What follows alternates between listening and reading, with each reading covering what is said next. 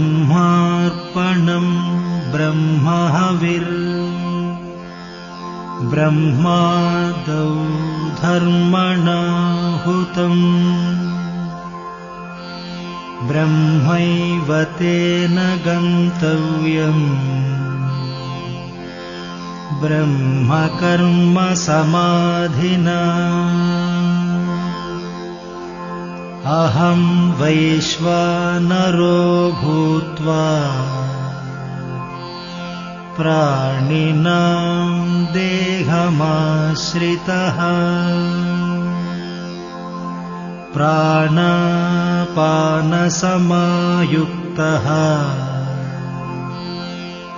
पचामि अन्नं चतुर्विधम् ॐ